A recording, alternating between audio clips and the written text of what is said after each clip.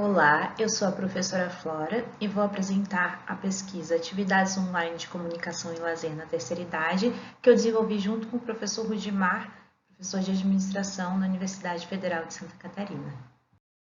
A gente sabe que o século XX teve transformações rápidas e intensas que estão refletindo agora no início do século XXI.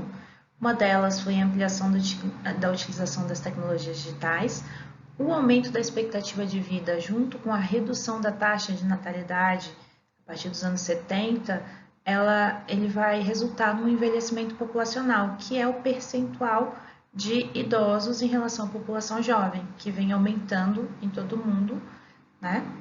E os idosos são a faixa etária que mais cresce percentualmente no uso da internet no Brasil, e ainda há um potencial enorme de crescimento, porque cerca de 5% dos usuários da internet têm acima de 60 anos, e apenas 25% desse grupo etário que cresce acessa a internet com frequência.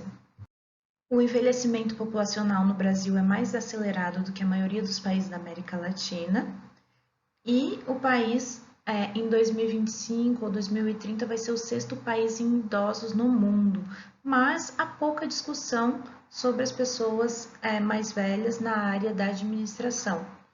Assim, o objetivo da nossa pesquisa é conhecer como a internet e as mídias sociais servem ao lazer e à comunicação dos idosos brasileiros.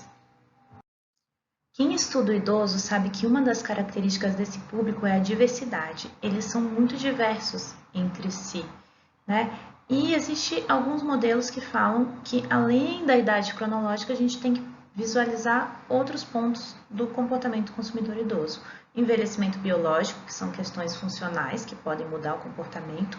O psicológico, né? A maioria dos idosos se veem mais jovens, muito mais jovens do que são. Isso vai influenciar a forma de consumir. O envelhecimento social, que são as questões de papéis que se alternam no decorrer da vida. Eventos da vida que podem ser programados e não programados, podem ser positivos ou negativos. Nascimento de um neto, viuvez, vários. E circunstâncias da vida, que são circunstâncias compartilhadas por uma geração, que viveram em determinado período. A gente separa didaticamente, mas todos estão interligados. Entretanto, pesquisas com medidas alternativas à idade cronológica ainda estão em fases iniciais, e todo estudo futuro ele vai trazer uma contribuição grande, né? Mas para a gente tentar pensar em outra variável, por exemplo, uma variável tecnológica de comportamento, a gente precisa compreender melhor esse comportamento. Então, esse estudo ainda é exploratório, para compreender como é que isso está acontecendo. Agora, já existem estudos que mostram que os idosos, por exemplo, nos Estados Unidos, uma pesquisa feita com idosos com mais de 65 anos, mostram que, independente de escolaridade, independente de outros fatores, tem mais probabilidade de compartilhar fake news com os amigos do que outras faixas etárias, por exemplo. Então, há uma diferença de comportamento do idoso nas mídias sociais. Considerando que o brasileiro ama mídias sociais, usa várias mídias sociais, utiliza muito a internet e muito como forma de comunicação, a gente lançou essa hipótese. Os idosos brasileiros utilizam a internet e as mídias sociais como forma de comunicação. Considerando também pesquisas que apontam melhora de qualidade de vida e potencial de autonomia e de lazer, a gente trouxe a segunda hipótese: brasileiros idosos usam a internet e as mídias sociais como meio de entretenimento, de lazer. Para responder o objetivo, nós fizemos um questionário, né? A gente só tinha uma estimativa dos indivíduos que a gente queria chegar, não tinha como ter certeza e precisão, portanto, foi uma amostragem não probabilística. A gente utilizou a metodologia de bola de neve, disparamos nas 5 regiões do país e pedimos para as pessoas compartilharem, né, com o público que tivesse o perfil. Foram 387 respostas, um pouco antes da pandemia. As questões foram baseadas na pesquisa Juventudes e Conexões, que já está na terceira edição. Elas foram adaptadas, né, pelo pré-teste e analisadas, limpas e passadas pelo SPSS. A metodologia de questionários auto-preenchidos foi de propósito para buscar apenas os idosos que já tivessem alguma familiaridade e que conseguissem responder um questionário pela internet. Os resultados são colocados aqui para a gente perceber o que são as atividades mais utilizadas. A comunicação em primeiro lugar, mensagens instantâneas, disparado e os e-mails.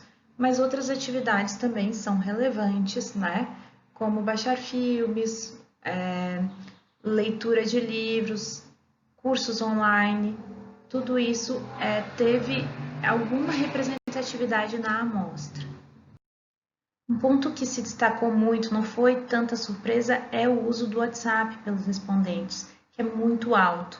Mas o que chamou atenção é o número de pessoas que dizem que usam a todo momento, 63%, e se somar quem usa muito e quem usa a todo momento, dá 90% da amostra, muita gente.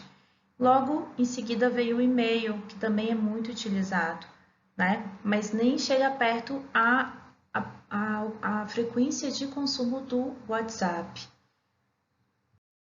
Sobre cursos online, eu trouxe aqui o resultado: 15% usam muito a todo momento, mas ainda existe 32% dos idosos que nunca fizeram um curso pela internet ou pelas mídias sociais, né? Então, tem uma grande possibilidade de expansão.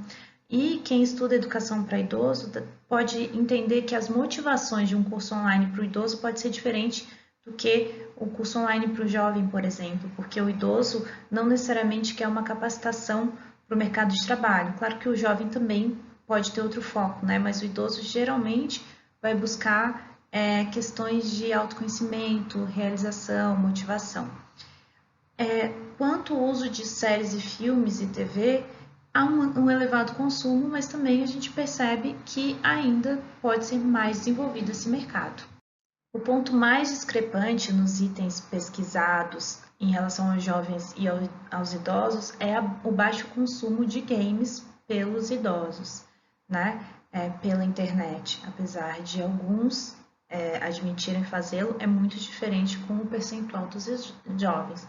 E tanto os idosos brasileiros usam a internet como forma de comunicação, como forma de lazer. Essas hipóteses foram sustentadas pela pesquisa.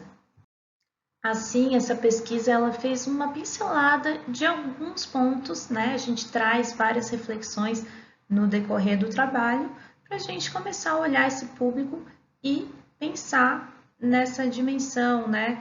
De lazer, de comunicação e de consumo do idoso dentro das mídias sociais. As referências da apresentação. Muito obrigada pela atenção.